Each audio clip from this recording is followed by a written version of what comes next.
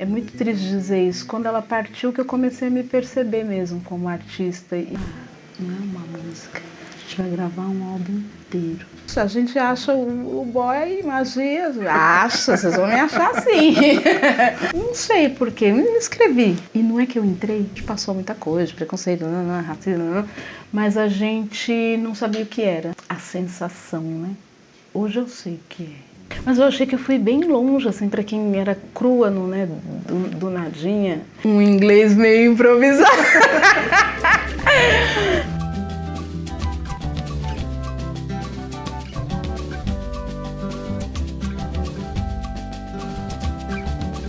Olá, eu sou Zé Guilherme e você está aqui comigo no canal Entre Meios, um canal no YouTube de entrevistas. Toda quarta-feira, às 19 horas, uma entrevista nova. Um papo leve, informal e, por que não, divertido. E vou aproveitar para te fazer um convite.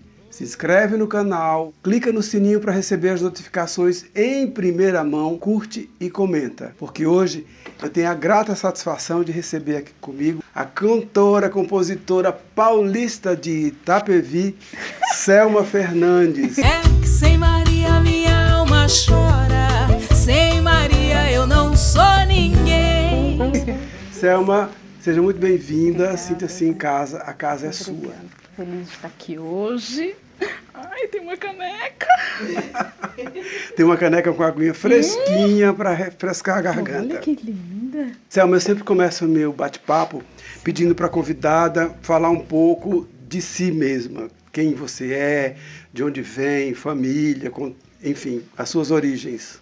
Meu nome é Selma Aparecida Fernandes, meu nome artístico é Selma Fernandes, com DS no final, porque quando eu era pequena meu pai assinava as folhinhas de cheque dele com Fernandes, o DS no final, e eu sempre via e falava, olha, vou assinar meu nome assim. Quando eu comecei a escrever meu nome assim nas redes, todo mundo, mas ninguém vai te achar. Eu falei, acha, a gente acha o boy magia, acha, vocês vão me achar assim. Faz uma busca que vocês me acham. E deu certo e eu nunca tirei. Sou de uma cidade pequena chamada Itapevi. A música sempre fez parte da minha família. É muito informal, né? Que meu pai sempre gostou de tocar as notinhas dele na sanfona, né? Que o pessoal fala de acordeon.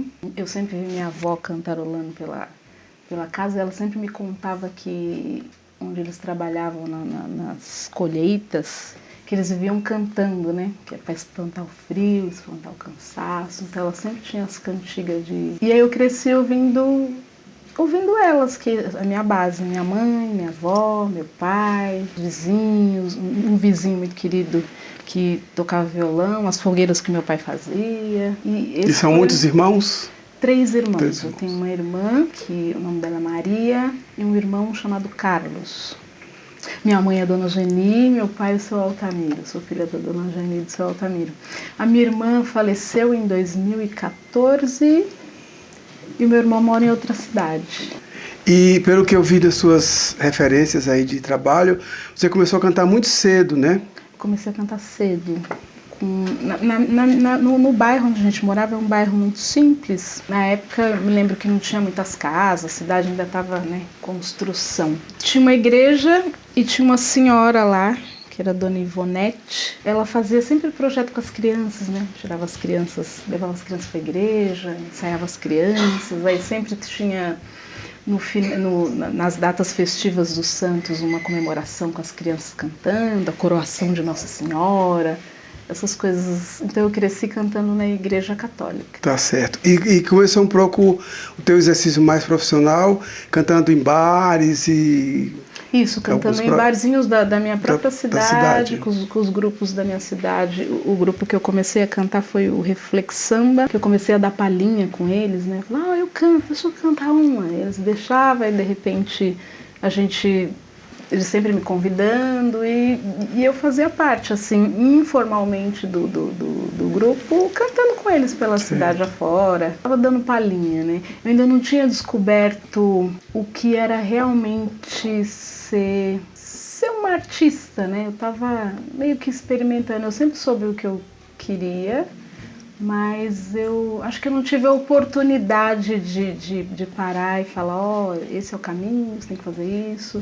Foi tudo acontecendo. Foi tudo naturalmente fluindo. Naturalmente fluindo. E daí, desse início com os barzinhos e dando uma palhinha aqui, outra ali, acabou resultando em algumas participações em programas de televisão, inclusive The Voice, né? Minha casa não é minha e nem é meu destino. Sim, eu depois, porque eu sempre tive outros, acho, né, eu cresci já na lida, né, trabalhando com 13 anos eu já trabalhava, uma criança, né, uma criança já trabalhando. E a vida, ela sempre me levou pelo caminho da música, mesmo quando eu estava fazendo outra coisa, sempre, né, sempre tinha lá uma janelinha. Tinha sempre o chamado da música, né? Deus falava, olha lá fora, estão te chamando para cantar. E aí em 2013, eu me lembro que o Milton estava cantando, não sei se era 2013, 2012, uma coisa assim. Minha irmã ouviu, isso ela nem sabia ainda que ia partir, né? Ela ouviu uma música do Milton chamada Canções e Momentos. E a minha irmã era toda da astrologia, das energias. E ela falou assim, começa a cantar essa música, porque o campo está aberto. Quem cantar essa música vai acontecer coisas incríveis na vida. E aí eu guardei essa música na minha cabeça. E eu trabalhava em outra cidade como babá. E aí a sua irmã tinha falado quem cantasse essa canção, e aí você guardou essa canção na cabeça. Eu sempre fui muito fã de Milton Nascimento. A primeira vez que eu ouvi Milton foi na formatura da escola, né? Coração de Estudante. Na minha época, que eu não sou, mas na minha família a gente ainda não tinha TV. Porque os nossos pais não tinham dinheiro para comprar. E aí eu ouvi e falei, gente, quanta palavra, que música é essa? O maestro que estava ensinando a gente, que na nossa escolinha tinha, vai ensinar a gente. Ele falou, essa música é do Milton Nascimento. Mas aquele nome ficou gravado, mas não dava pra procurar, né? No rádio você ficava lá ouvindo, meu Deus, Milton Nascimento, é esse? Né? E mais pra frente que eu fui, tem toda uma pesquisa, mas voltando. Minha irmã me apresentou essa música Canções e Momentos, e ela falou que a minha irmã era toda da astrologia, ela falou que tinha toda uma energia nessa canção, canta essa música. E aí em 2013 ela descobriu que tinha um câncer, 2014, abril, ela partiu. E aí eu me inscrevi no The Voice, mas não sei porquê, me inscrevi. E não é que eu entrei, eu mandei uma música a capela e eu entrei. A partir daí que eu comecei a me ver a ver que eu poderia ir mais longe, a me enxergar, né, como uma cantora, a me ver cantando, falar, nossa, quem é essa moça? Agora sou eu. E aí tudo começou a acontecer. Claro que é uma grande confusão, né? Que você entra lá. Eu entrei lá, pra mim mais foi uma cura, né? Que a minha irmã ela partiu. Depois que ela partiu, que eu comecei a me ver na Terra como pessoa, a querer aprender sobre a nossa ancestralidade, aprender sobre a minha cor, aprender por que eu não consigo algumas coisas, sobre os meus privilégios, os privilégios que eu não tenho, e aprender mais sobre a minha história, né, sobre a minha negritude, a me reconhecer como uma pessoa negra, porque na minha família nunca se falou sobre isso. Minha mãe, eu não gosto de falar analfabeta, que eu acho um nome muito feio, porque minha mãe ela é uma mulher muito culta, inteligente, sabe muita coisa. Então, ela não sabia ler. Ela aprendeu depois dos 40 e poucos anos, ela aprendeu a assinar o nome. Então tudo que eu aprendi foi daquela mulher simples, que aprendeu tudo na vida, tudo que não sabia uma letrinha, mas que contava muita história pra gente, né? Então ela ensinou a gente a imaginar as coisas. Eu nunca tive ninguém para corrigir meus deveres, nada disso. Eu e meus irmãos. Então a gente foi na vida mais pela força. Então a gente não aprendeu muito. A gente deve ter passado muita coisa. A gente passou muita coisa, preconceito, racismo, mas a gente não sabia o que era. A sensação, né? Hoje eu sei o que é. Mas eu tô aí aprendendo na vida. Então, mas aí conta como é que foi essa experiência do The Voice. Você entrou, mandou a música a capela, foi selecionada. Eu entrei, mandei a música a capela e aí fui selecionada. Aí você vai para um hotel lá fazer a primeira audição. Aí eu fiz e cantei Canções e Momentos. E aí eu me lembro que o pessoal da bancada chorou. E aí me levaram para um cantinho, mas eles não falam que você passou nem nada. Aí vai fazendo uma entrevista nem nada, de repente passou um mês, você tem que cantar 3 canções. E aí eu falei, ué. Aí você vai para um outro lugar. Aí de repente aparece um produtor na sua frente, mas eles, você ainda não... Aí de repente quando eu vi, tava lá no Rio, no Projac. Mas calma, de repente você pode nunca... De repente quando eu olhei, eu tava lá no palco. Falei, mas calma. Falei, aí eu passei. Viraram 3 cadeiras para mim. E eu cantei Travessia. E acho que foi o melhor momento, assim, da minha descoberta dessa artista que vem da simplicidade, da luta. Foi 2015? 2015. Teve também uma participação no SBT, no Máquina da Fama. Sim. Fui lá cantar uma música, um inglês meio improvisado. Eu fui cantar uma música da Yolanda Adams, I Believe I Can Fly. But now I know the meaning of true love. Aí fui lá com o meu inglês safado e ainda ganhei acho que em 3º lugar. Olha, cheio de dinheiro. Minha mãe, me lembro que minha mãe falou, menina, o que é isso? Eu falei, mãe, eu ganhei dinheiro cantando.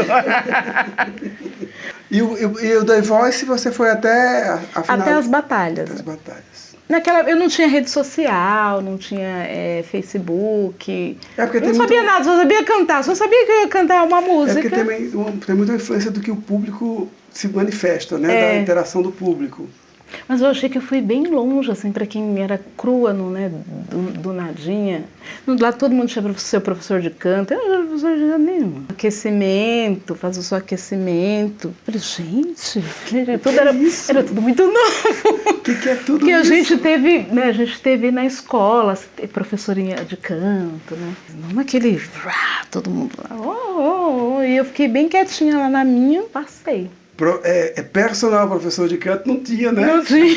Cada um com seu personal pendurado e você só olhando. Eu só olhando assim. Pois é. E aí, com os figurinos. A vida traz algumas experiências pra gente que são muito ricas. Sim. Até pra gente entender que nem sempre o padrão é o padrão. Nem sempre o padrão é o importante, o interessante, né? Então tem o professor de canto, ou tem alguém ali do lado para fazer aquecimento vocal, ou tem um figurino especial. Não é o mais importante, porque às vezes o talento natural e a facilidade natural de usar a voz, independente de ter um supervisor, alguém conduzindo ali, às vezes ela funciona tão melhor do que em outras situações, né?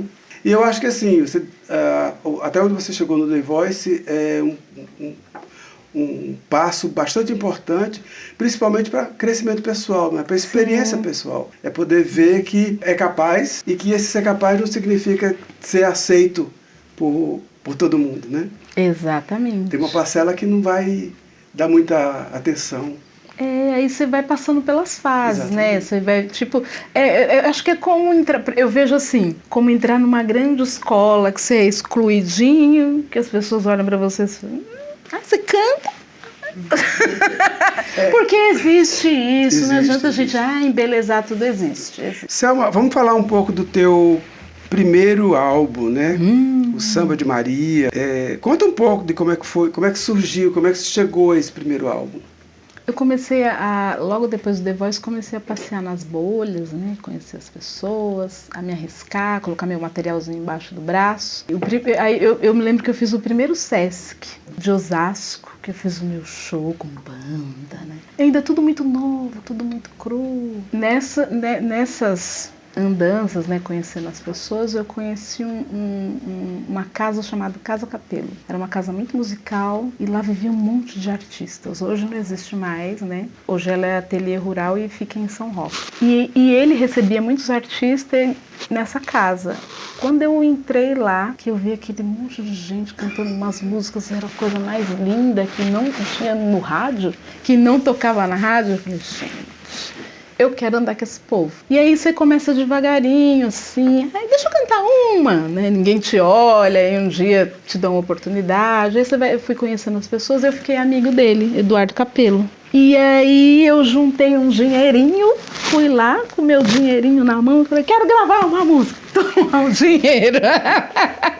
Aí ele olhou pra mim e falou assim, meu amor, tá, vamos ver. Eu me lembro na época eu fiz um financiamento coletivo, que era pra gravar uma música, eu cheguei lá com 5 mil reais, 5 mil reais. Você vai gravar minha música com 5 mil reais.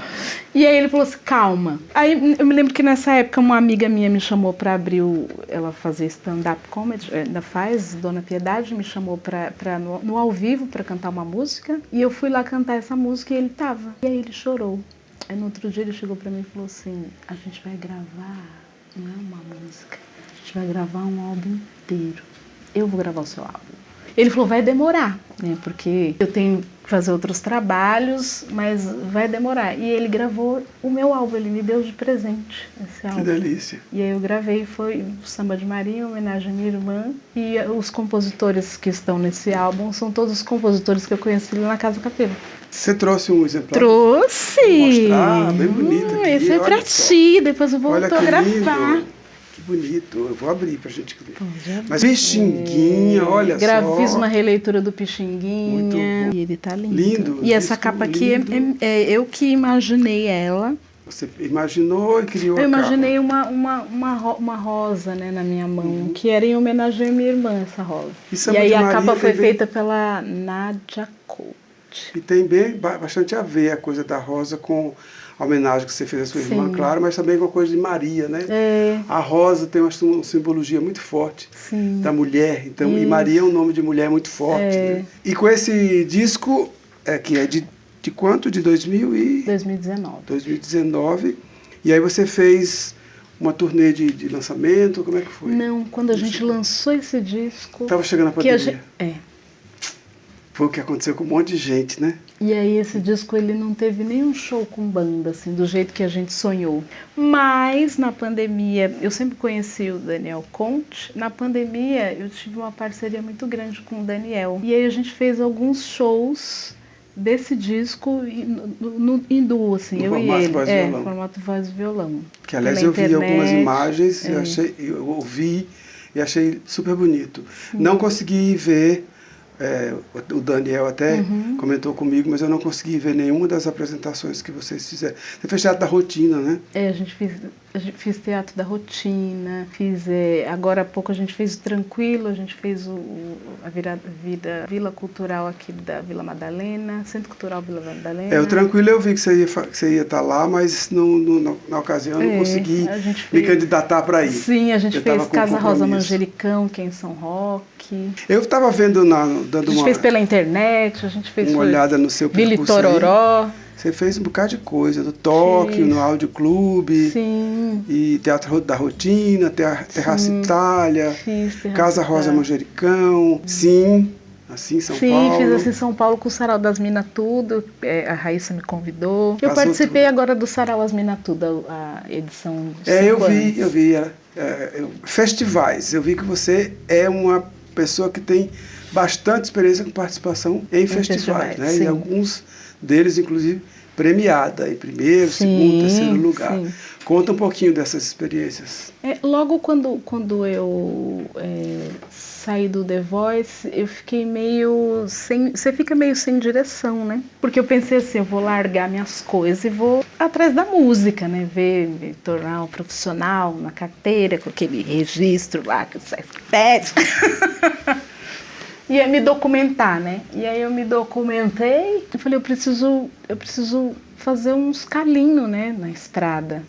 E aí eu tenho um amigo que ele falou, por que você não vai um dia para os festivais? E aí eu me inscrevi cantando uma música, me inscrevi no FEMUSIC, que foi o primeiro festival que eu participei, cantando uma música de Bárbara Leite, um samba de Bárbara Leite, e depois daí eu não parei mais. Porque os festivais pelo Brasil são muitas cidades, você conhece, tanta gente assim maravilhosa, um encontro, né, de muitos compositores que eu nunca vi, e acaba sendo uma vitrine, porque daí as pessoas ficam te chamando, né?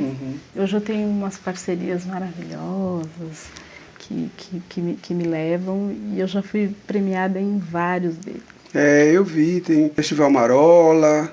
É Marolo. Marolo? Marolo de Ouro. Marolo, Itaiandu, Bueno Brandão, que é o Festival Místico, que eu fui em primeiro lugar. O último que eu ganhei agora foi em Formiga, que eu fiquei em sexto, e ganhei melhor canção de Formiga. Muito Manuel bom. Gandra. E projetos futuros? O que temos de projetos aí? Eu tenho um single, porque o Daniel Conte, ele, nessa parceria na pandemia, a gente se deu a mão e ele tá produzindo os meus singles. Agora eu também faço parte de um selo Camarada, os meninos maravilhosos, incríveis que lançam minhas coisas. E eu lancei 3 singles com o Dani, e agora a gente tem mais um para sair. A gente quer também fazer a gravação do nosso show num estúdio maravilhoso, com tudo que a gente tem direito. Que não vai ser com R$5.000, né? Não vai ser com R$5.000. Vai ser com a força da coragem. Com a força da coragem, ou então com um bocado mais de R$1.000. É verdade.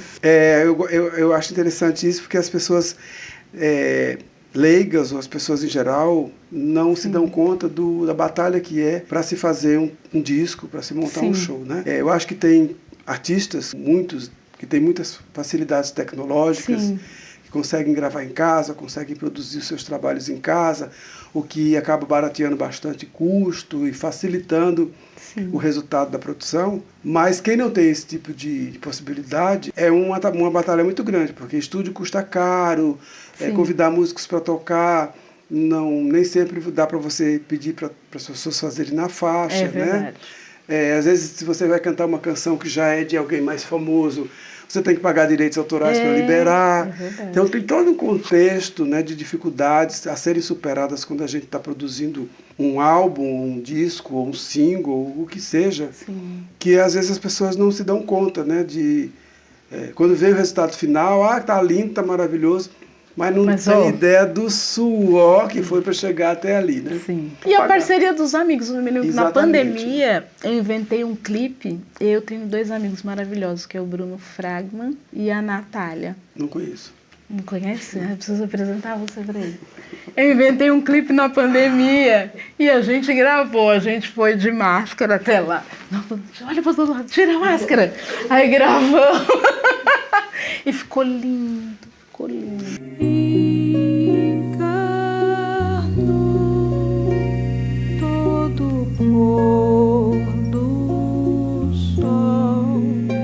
Pois essa dupla eu andei investigando esses 2 aí para ver se a gente conseguia fazer alguma coisa junto, e a gente acabou resultando nesse trabalho aqui, que são os meus anjos da guarda aqui na parte técnica das gravações do Entre Meios, na minha produção do canal no YouTube, e tem outras coisinhas mais que a gente está fazendo aí por baixo do pano. E eles fazem minhas coisas. Então estamos muito bem acompanhados. Estamos muito bem acompanhados. Às vezes a agenda deles está lotada e eu fico lá enchendo o saco. Olha eu, esquece de mim, olha eu. Pois é, muitas vezes essa agenda lotada sou eu que estou enchendo o saco. Selma, além desse projeto de gravar o show, etc. Tem alguma data, algum show marcado, algum show agendado? Ou essa gravação do show vai ser com público, ao vivo? Então, eu estou pensando em fazer com público, que os amigos vão ter que me apoiar. Vão ter que comprar ingresso no Simpla. Vão ter que comprar ingresso no Simpla. E aí eu tô pensando em fazer com o público, é mais gostoso, né? Ou não, né? Ou uma coisa bem intimista mesmo, só eu e o Daniel Conte. Tá certo. Que é um querido meu amigão. E a gente, assim, esses últimos shows que a gente fez, eu vi, né? Falei, nossa, o quanto a gente cresceu, assim, como parceiros, né, musicais. Isso é muito foda. Ele me ajudou, ele me ajuda muito. Isso tem muito a ver com exercício, né? Acho que a partir da medida que a gente vai exercitando com o mesmo parceiro musical, a harmonia vai se construindo. A gente tá maravilhoso. Daniel, o que é isso? Nós estamos incríveis. Calma, Selma, calma. Calma, ainda falta um pouco. Ainda falta um pouco. Selma, um prazer enorme conversar contigo. Essa prosa divertida. Muito divertida. E a gente deu boas risadas aqui. Sim. Falamos mal de algumas pessoas que estão presentes, etc. Enfim. Mas muito gostosa a prosa. Eu que agradeço. Queria agradecer a sua presença, a sua disponibilidade. Eu que agradeço. A sua generosidade por estar aqui. A gente não tinha uma proximidade, eu não se conhecia ainda. Você confiou. Mas agora a gente já se conhece. E não larga a minha mão. Tá certo. Ninguém larga a mão de Ninguém ninguém. larga a mão de ninguém, é verdade. Um prazer imenso. Eu agradeço a tua todo participação, a tua generosidade e deixo aí aberto para você, se quiser comentar alguma coisa que a gente não comentou, que a gente deixou passar, ou que você lembre de querer comentar como uma coisa importante. Eu queria falar assim, mas assim, porque as pessoas quando me veem falam, mas ela sempre fala da irmã dela. Sim, porque é a minha história. Eu realmente comecei na música, é muito triste dizer isso, quando ela partiu que eu comecei a me perceber mesmo como artista e o poder que eu tenho também, né, e me reconhecer como você é um ser que nasceu nesse planeta, também tem os seus direitos, gata. Não, e é interessante porque, de certa forma, ela foi uma impulsionadora desse teu desabrochar, né? Porque quando ela te disse, canta essa canção, porque o universo está aberto e muitas portas vão se abrir, sim, de alguma forma ela estava prevendo ou tendo uma antevisão de que logo mais algumas coisas iam acontecer. E aconteceram. E Coincidência ou não, a gente não sabe. O É. universo é que pode... E a gente perceber, né? E essa coisa que eu não era antes de... Não que a gente seja livre, que eu acho que a gente não é livre. A gente é preso ao consumismo, um monte de coisa aí. Mas é outras coisas, é outro papo. Mas assim, de como a arte permite que a gente seja livre, né? Até para fazer uma malcriação. Falar, não quero ir, não vou com você, não quero ir. Né? Essa coisa que eu não conseguia antes falar, porque hoje eu tô bem melhor. Os meus amigos me conheceram, eu não falava nada, né? Não falava, não gosto, né? E hoje eu já sei o que eu quero dizer, já tô aí. Aprendendo. É isso aí. Sempre. Prazerzão te receber. Prazer viu? é Espero que a meu. gente tenha a possibilidade de conversar Prazer muitas é e meu. muitas vezes. Prazer é meu amor. Essa foi mais uma entrevista do seu canal Entre Meios. Hoje eu conversei aqui com Selma Fernandes, cantora, compositora, um papo divertido, leve e rico. E já que você está aí, queria te fazer um convite. Se inscreve no canal, clica no sininho para lembrar e receber as notificações toda semana com antecedência. Curte, comenta e vem comigo toda quarta-feira, 19 horas, uma entrevista nova, uma personalidade nova. Vem com a gente.